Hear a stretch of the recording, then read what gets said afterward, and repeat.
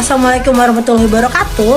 Perkenalkan, nama saya Regita Putri Benarsia Safa dari Politeknik Negeri Lampung, kelas PW 4D. Di sini saya akan menjelaskan tentang K3L bertemakan pertolongan pertama saat tamu tenggelam datang ke palang kritis.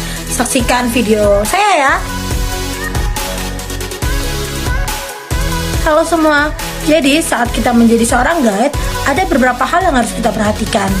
Seperti yang pertama, saat wisatawan berlibur ke pantai, seperti saat topik ke palang kritis, yaitu yang pertama, kenali karakteristik dan kondisi pantai. Nah, tiap-tiap pantai ini memiliki karakteristik masing-masing. Ada yang memang sudah terlihat memiliki ombak besar, ada yang tidak.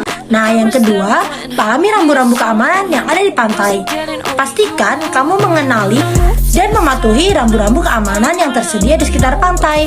Cobalah tengok di sekitar pantai untuk menemukan dan memastikan keberadaan rambu-rambu keamanan sebelum memutuskan untuk berenang. Nah, pengelola pantai biasanya sudah memasang rambu standar sebagai acuan untuk pengunjung. Dengan adanya rambu tersebut, pengunjung bisa mengetahui situasi, kondisi, dan larangan di sekitar pantai. Tips aman berlibur ke pantai, yaitu cek kondisi cuaca. Nah, tips aman berlibur ke pantai yang berikutnya yaitu memperhatikan kondisi cuaca, di mana kamu bisa mengecek perkiraan cuaca di BMKG. Handphone sekarang kan sudah ada BMKG-nya yang berlaku di wilayah tersebut. Nah, biasanya kalau memang cuaca sedang buruk, otoritas setempat tentu juga akan mengeluarkan peringatan, bahkan larangan untuk berkunjung ke pantai. Yang kamu cari tahu pantangan bagi pengunjung. Yang kelima, jangan berenang sendirian. Berenang adalah aktivitas menarik saat sedang berkunjung pantai, namun usahakan untuk tidak berenang sendirian. Nah, pastikan kamu berenang tidak jauh dari teman atau keluarga agar bisa saling mengawasi.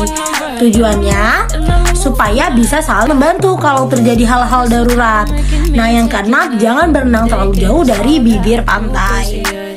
Selanjutnya, sebagai seorang guide, kita juga harus mengetahui bagaimana ketika kita menangani pasien yang sudah tenggelam atau sedang tenggelam yang memerlukan bantuan. Nah, dasar dan pelatihan resusitasi jantung paru-paru atau CPR yang tepat dapat menjadikan siapapun bisa membantu menyelamatkan korban henti jantung mendadak. Pertolongan terhadap korban henti jantung dapat membantu resiko hidup korban lebih tinggi dan terhindar dari rusaknya jaringan otak. Nah, dalam kondisi henti jantung di mana korban berhenti bernapas dan tidak sadar, diperlukan pertolongan CPR antara 0 hingga 10 menit. Pertama, untuk menghindari kerusakan jaringan otak. Untuk melakukan teknik-teknik CPR diperlukan pemahaman dan pelatihan dari orang-orang yang memiliki lisensi.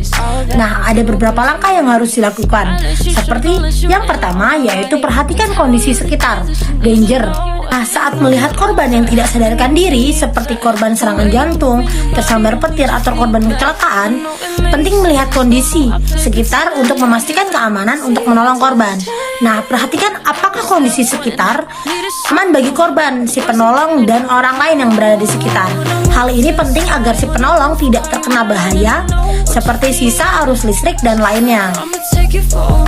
Yang kedua yaitu cek respon atau responsi. Nah, cek respon atau kesadaran dilakukan saat penolong memastikan bahwa kondisi sekitar aman. Nah, penilaian tingkat kesadaran korban dapat dilakukan dalam 4 tahap. Pertama, cek apakah korban sadar, apakah korban merespon dengan panggilan suara, lalu apakah korban merespon apabila ada panggilan rasa sakit seperti ditepuk-tepuk pundaknya. Nah, jika tidak memberikan respon, mintalah seseorang untuk menghubungi ambulan, mengambil P3K, defibrilator eksternal otomatis atau AED jika ada. Nah, selain itu, cek apakah korban bernapas atau tidak. Jika tidak, korban baru bisa mendapatkan penanganan CPR. Pengecekan napas bisa dilakukan dengan melihat pergerakan dada.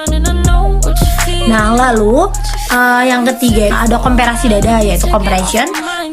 CPR adalah kombinasi tindakan kompresi dada dan bantuan nafas. Nah, ketika jantung tidak bisa berdetak, kompresi dada diperlukan untuk sirkulasi darah yang membawa oksigen. Selanjutnya itu agar kompresi dada efektif, maka korban harus dalam posisi terlentang pada permukaan rata dan keras. Langkah melakukan kompresi dada dewasa yaitu dengan memberikan penekanan dada sebanyak 30 kali penekanan dengan kedalaman 5-6 cm. Nah, lokasi penekanan berada pada pertengahan dada yaitu bawah tulang sternum. Selanjutnya yang keempat itu ada jalan napas atau airway. Nah, setelah memberikan 30 kali kompresi dada, buka jalan napas dengan menggunakan cara meletakkan satu tangan di dahi korban dan tengadahkan kepala korban. Kemudian letakkan ujung jari di bawah dagu korban. Kemudian angkat dagunya. Posisi ini akan mempertahankan jalan napas tetap terbuka. Selanjutnya yaitu memberikan bantuan napas atau breathing. Nah, berikan bantuan napas sebanyak 2 kali setiap tiupan, dilakukan selama 1 detik dan terlihat dari terangkat.